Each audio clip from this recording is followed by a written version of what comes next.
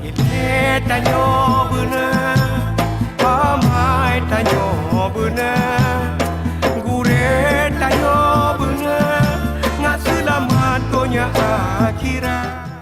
Soalan yang kedua, dalam sebuah hadis ada mengatakan solat seseorang itu akan terputus jika jika wanita melalui di hadapannya. Adakah itu difahami secara majazi ataupun secara hakiki?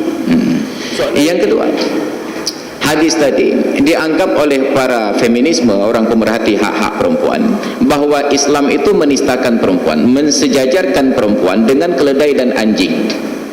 Padahal ada unsur-unsur persamaan tersebut bukan dilihat dari sisi hinanya. Maka orang Arab di masa lalu, mereka senang dipuji dengan kata-kata anjing, sehingga salah seorang kakek Nabi namanya anjing, Kilab. Kilab itu bukan seekor, 3 ekor anjing minimal. Dari kata-kata kalbun, kilabun, beberapa ekor anjing. Kenapa? Karena anjing mempunyai sebuah tradisi mulia yang tidak didapati pada makhluk yang lain, yaitu kesetiaan. Sehingga raja-raja masa lalu senang dipuji seperti anjing dalam menjaga negaranya. Kesetiaannya itu luar biasa. Maka disusunlah sebuah buku oleh orang alim, saya lupa nama pengarangnya. Judul bukunya itu Fadlul Kilab ala kathirim mimman labisa siyab, kelebihan anjing daripada manusia yang berpakaian.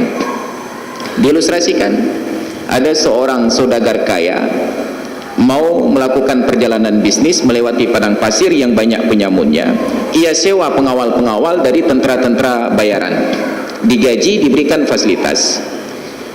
Dan ada seekor anjing yang sering bermain di rumahnya. Saat orang kaya ini berangkat, anjing itu mengikut. Karena tidak ingin anjing itu ikut perjalanan, maka sepanjang jalan anjing ini dilempari oleh orang kaya tadi, dilempari. Tapi anjing ini tetap ikut. Di tengah perjalanan di padang pasir terjadilah insiden tersebut. Penyamun datang menyerang. Tentera bayaran ini kocar-kacir, menyelamatkan diri sendiri. Untuk apa bayaran bila mati? Mereka lari. Ditinggalkanlah orang kaya ini seorang diri berikut dengan hartanya. Hartanya diambil, dirampok. Orang kaya ini dibuang ke dalam sumur. Apa yang terjadi? Anjing tetap menanti di tepi sumur. Anjing ini memberikan pembelaan, tetap menanti dan terus menggonggong sampai datang kafilah dagang yang lain, curiga melihat gelagat anjing. Lalu mereka tengok ke dalam sumur, ternyata ada manusia. Diselamatkanlah orang ini.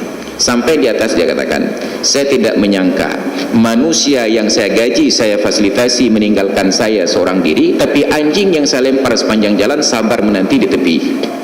Maka dipujilah bahwa anjing lebih setia dari manusia. Jadi belum tentu diserupakan dengan anjing itu hina. Maka kalau dimaki anjing kamu, alhamdulillah, berarti sangat setia. Ya, anjing kamu berarti sangat setia. Ambil sisi positifnya. Ya, maka ada kakek Nabi yang namanya Kilab. Jadi dalam hal hadis ini tadi diserupakan anjing, perempuan dan keledai dari persamaan sama-sama mengganggu konsentrasi orang yang sholat. Anjing mengganggu karena lolongannya. Keledai, inna angkaral aswati la sautul hamir, sungguh suara yang paling buruk itu adalah suara keledai. Lalu apa yang terjadi pada perempuan? Makanya di dalam aturan salat berjamaah, orang perempuan di belakang, laki-laki di depan. Bukan tidak boleh orang perempuan salat di samping laki-laki seperti di GBK kemarin. Bukan tidak boleh, tetapi afdalus sufufir rijali awwaluha, saf salat yang paling bagus untuk laki-laki di depan, yang paling bagus untuk perempuan di belakang. Kenapa? Karena bila ada orang perempuan salat di samping seorang laki-laki, sungguh laki-laki ini ingat perempuan, lupa Allah. Kenapa dia berpikir siapa di samping saya ini, siapa di samping saya ini. Makanya di masa lalu kenapa ditempatkan anak-anak di belakang orang laki-laki dewasa, baru kemudian perempuan? Karena ada di antara orang yang sholat sambil rukuk sempat melirik ke belakang. Bayangkan, itu generasi sahabat. Sambil rukuk sempat melirik, siapa cewek yang sholat di belakang? Maka ditempatkanlah anak-anak kecil di belakang, agar saat dia melirik yang terlihat anaknya sendiri, enggak jadi lirik lagi.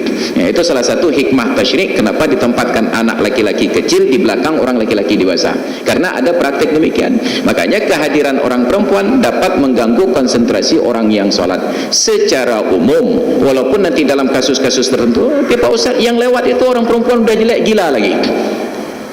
Likulli saqid laqid, setiap benda yang jatuh ada saja yang pungut.